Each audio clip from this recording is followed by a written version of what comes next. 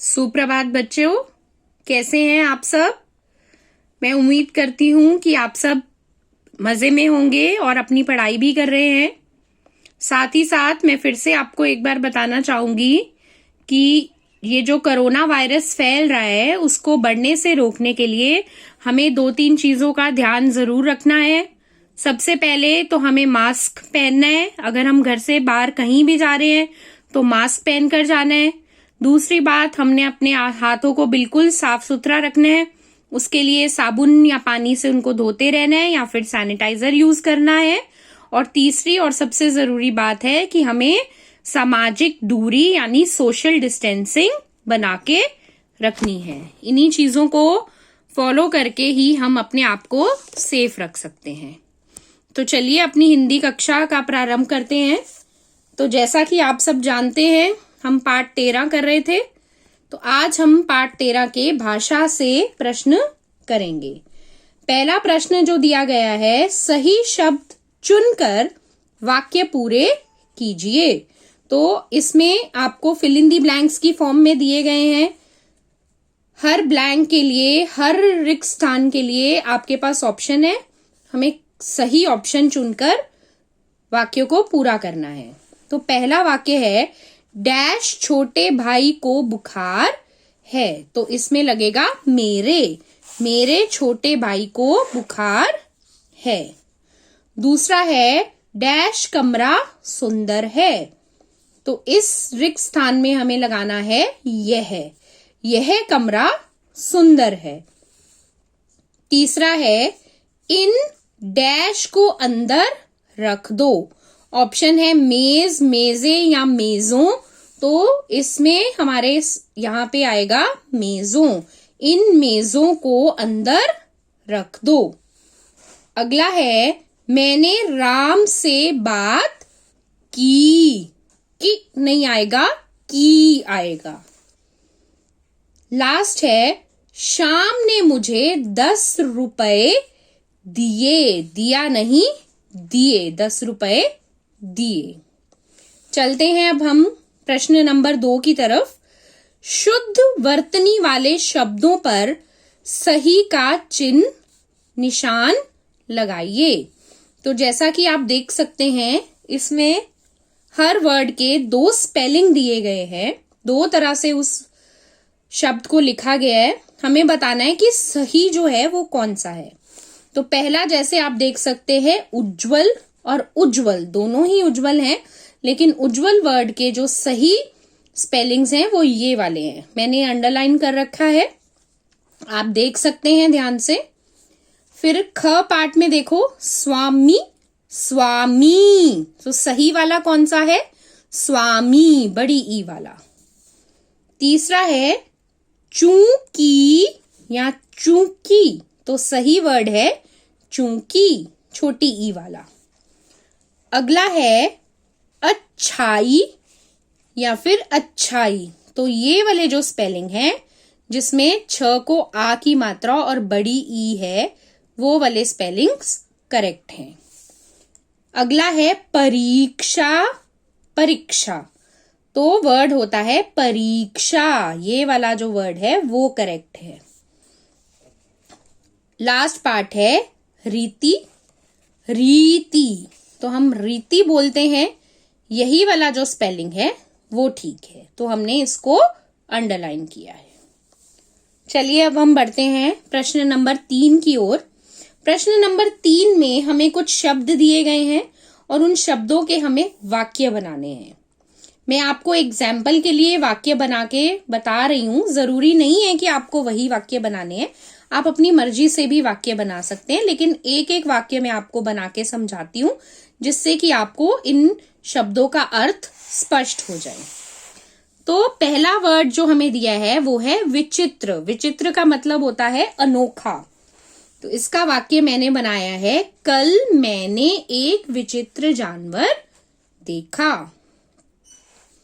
अगला हमारा वर्ड है सरासर। तो सरासर का वाक्य है, चोर ने सरासर झूठ बोला कि उसने चोरी नहीं की। सरासर मतलब एकदम साफ झूठ बोल देना।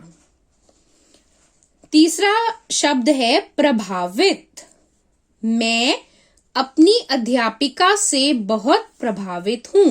प्रभावित होना मतलब हम पे जब किसी चीज का कोई अच्छा असर होता है तो हम कहते हैं हम प्रभावित हैं। इसलिए मैं अपनी अध्यापिका से बहुत प्रभावित हूं। नेक्स्ट वर्ड है कायल। कायल मतलब जब हम किसी बात को मानते हैं। हम सब गांधी जी की सच्चाई के कायल हैं। मतलब गांधी जी की जो सच्चाई की क्वालिटी थी, जो उनकी ट्रूथफुलनेस की क्वालिटी थी, उस क्वालिटी के हम सब कायल हैं। हम सब उस क्वालिटी को मानते हैं। आखिरी शब्द है ठगना। ठगना मतलब लूटना, चालाकी से किसी को जब लूटता है कोई। तो आजकल बहुत दुकानदारों ने ग्राहकों को ठगना शुरू कर दिया है। तो हमने भी देखा है जो दुकानदार हैं वो अपने ग्राहक मतलब कस्टमर्स, उनको बुद्धू बना के कि ये चीज अच्छी क्वालिटी की है, वो खराब चीज दे देते हैं, जिसको हम कहते हैं ठगना। तो आजकल बहुत दुकानदारों ने ग्राहकों को ठगना शुरू कर दिया है। आप अपने मर्जी से भी वाक्य बना सकते हैं अगर आपको अर्थ जो हैं वो स्पष्ट हो गए हैं तो। चलिए अब हम बढ़ते हैं अगली एक्सरसाइज की तरफ। प्रश्न 4 है, नीचे दिए गए शब्दों में प्रयुक्त उपसर्ग और मूल शब्द अलग अलग करके लिखिए। उपसर्ग मतलब जो किसी भी शब्द के आगे एक छोटा सा और हम शब्द या एक छोटा सा व्यंजन या कुछ भी ऐसा ऐड करके एक नया वर्ड बना देते हैं। जैसे असफल, तो असफल जो शब्द है वो अ प्लस सफल से बना है। तो मूल शब्द जो है वो सफल है और उपसर्ग जो है वो उसमें अ है। असुरक्षा, असुरक्षा बना है अ प्लस सुरक्षा। मूल शब्द है सुरक्षा और अ जो है वो हमारा उपसर्ग है।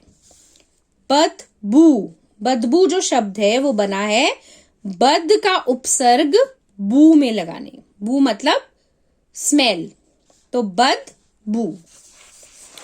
इसी तरह अगला हमारा शब्द है बेइज्जती। बेइज्जती इज्जती और बे को मिला के बना है, बे उपसर्ग है और इज्जती जो है वो मूल शब्द है। कुपुत्र, कु उपसर्ग, पुत्र मूल शब्द। बेईमान, बे उपसर्ग है और ईमान जो है वो मूल शब्द है। चलिए आगे चलते हैं। अगली जो हमारी प्रश्न अगला दिया गया है, मिलान कीजिए। मतलब हमें इनको पेयर्स बनाने हैं, जोड़े बनाने हैं। पहला शब्द है कुत्ता। तो आप इनमें से देखिए कुत्ते की आवाज कौन सी होती है? भौंकना। सो कुत्ता भौंकना की आवाज। हवा, हवा की आवाज आती है सनसनाना, हवा की सनसनाने की आवाज आती है। तीसरा है घोड़ा, घोड़े की जो आवाज होती है उसको हम बोलते हैं हिन हिनाना। सो घोड़े की आवाज हिन हिनाना। पत्ते, पत्तों की आवाज होती है सरसराना, पत्तों की जो आवाज आती है सरसराने की आवाज आती है। पांचवा है मेढक, मेढक की जो आवाज आती है वो है टर्राना, मेंढक की आवाज को टर्राना कहते हैं। अगला है पानी, तो पानी गिरने से जो आवाज आती है वो होती है टपकना, पानी के टपकने की आवाज आती है। अगला शब्द है नाग, नाग की आवाज आती है फुफकारना की। जो नाग आवाज निकालता है वो फुफकारने की आवाज निकालता है। चूड़ियां, चूड़ियां खनखनाती हैं, तो चूड़ियों की आवाज खनखनाना। दिल, दिल क्या करता है सबको पता है, धड़कता है। सो दिल की जो आवाज होती है वो धड़कना कहलाती है। इस तरह हमने मिलान किया। छठा प्रश्न जो बच्चों आप देख सकते हैं, पाठ के आधार पर मनुष्य के लिए कोई 5 विशेषण लिखिए। ये वाला जो प्रश्न है आपको खुद करना है। पाठ हमने पढ़ा है अच्छे से, आपको समझ भी आ गया है। मनुष्य कौन था इसमें? मारमा चेंगबू। तो मारमा चेंगबू के बारे में कोई 5 उसके विशेषण, उसकी क्वालिटीज लिखनी है। जैसे वो बुद्धिमान, शक्तिशाली, इस तरह के 5 विशेषण आपको मारमा चेंगबू के लिए लिखने हैं। सो आज की कक्षा हम यहीं अंत करते हैं। इसके साथ ही हमारा जो चैप्टर है वो भी खत्म हो गया है। आप ये सारी जो आज हमने प्रश्न किए हैं इनको आप अपनी नोटबुक में अच्छे से सुंदर सुंदर लिखाई में लिखेंगे। चलिए, धन्यवाद।